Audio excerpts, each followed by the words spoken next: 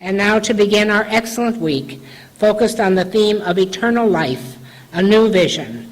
Our lecturer is the Right Reverend John Shelby Spong, a prolific and widely read author. He is the retired Episcopal Bishop of New York and New Jersey, and one of the most cherished lecturers that we have had. He is literally back by popular demand. I will seek to address the subject that has consumed my study life and my writing life for the past 5 years. But it has also consumed my curiosity for most of my conscious life. The results of that study were published just last September by HarperCollins under the title Eternal Life, a New Vision, Beyond Religion, Beyond Theism, Beyond Heaven and Hell. In this book, I seek to find an answer to the question best framed, I believe, by the biblical character of Job some 3,000 years ago. If a man or a woman dies, will he or she live again? It is a question that I discover raises existential anxiety among many. Last night at dinner in the Athenaeum, our waiter, an attractive young man named Andrew, a rising senior at St. Lawrence College, asked me what the topic of my lectures would be. And I responded by saying, I will try to answer the question, can an educated person living in the 21st century still believe in life after death with any integrity? Where do you come out? Andrew said. I cannot answer that, I responded, not because I do not have firm convictions, but if I said yes, you would hear me affirming images and concepts that come out of our religious past, and most of them are concepts that I can no longer affirm. But if I said no, I would leave an impression that is deeply false to my very real understanding of God.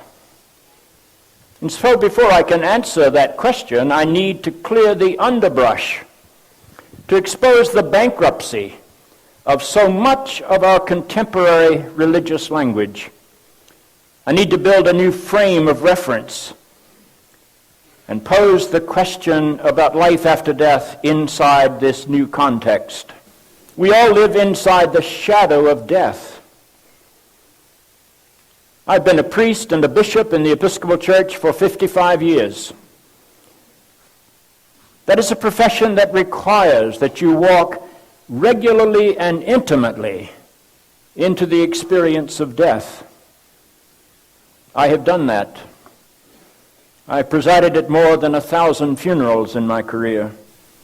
In the course of my study, I found that I was never satisfied with the pious rhetoric of my profession.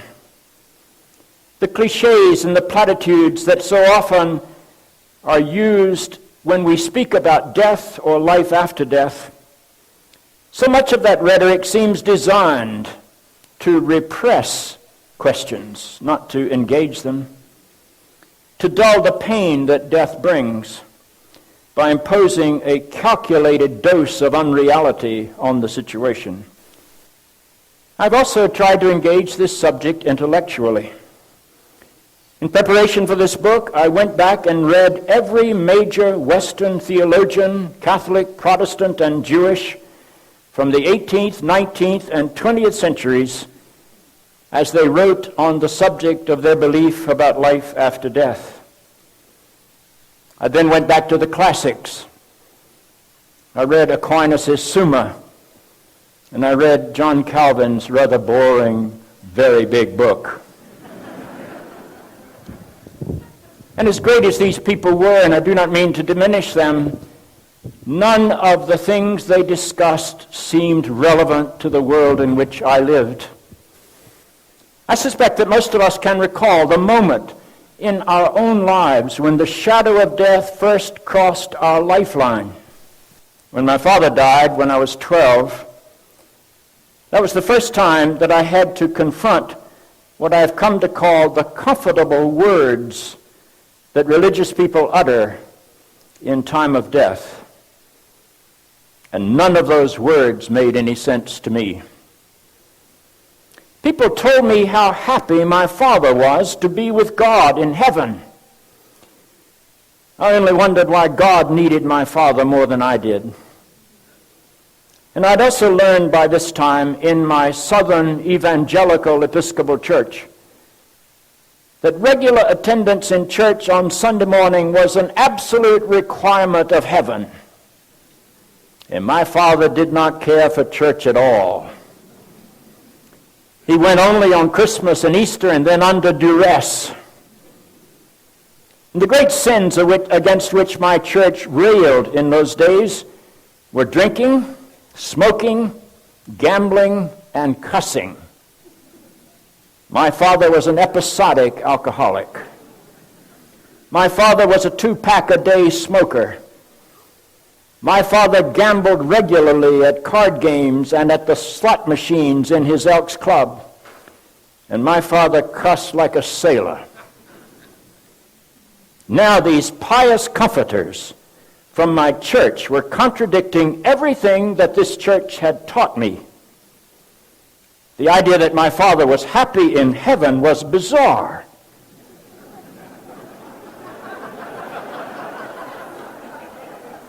I feared that he was miserable in hell.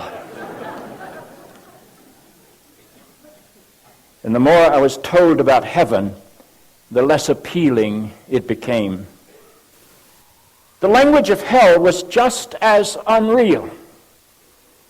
Hell with its fire and eternal punishment, that turned God into a sadistic monster to me, one who delighted in the screams of the condemned. I wondered where in all of this hell talk was the God of love that Jesus talked about. Can you speak to the philosophy of hospice and Kubler-Ross, whom I've studied with? Just touch on that a little in terms of... Well, I certainly read Kubler-Ross, and I find her fascinating. What Kubler-Ross did, I believe, more than anything else, is to free the medical profession to begin to talk about death as a reality.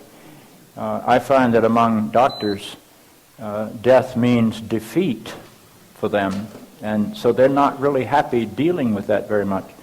When I lived in a little town of Tarboro, North Carolina, which had 7,500 people many, many years ago, we had a medical faculty of 6 general practitioners and 1 internist.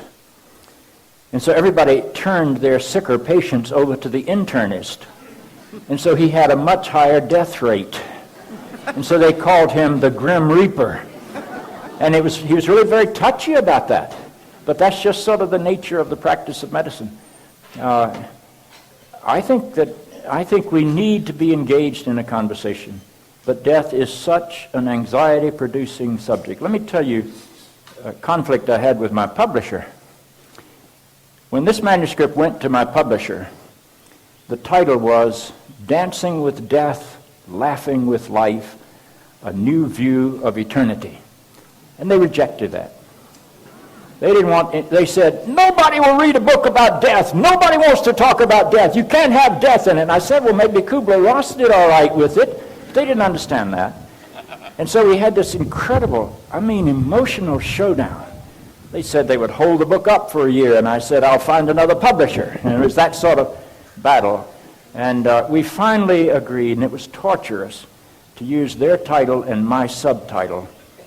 And I'm still not comfortable with the result, because it doesn't really say what I'm trying to communicate. When I hear the words eternal life, I almost want to apologize, because those words have been so filled with pious, sappy sentimentality that I don't want to be one that writes about that. And so this is part of the publishing business. I love my publisher, but not much. At least not now. But they're very patient. I've written 3 last books for them, and I have a contract for 2 more. So I've got 5 last books, and they're very patient with my continuing to write. But thank you for your question.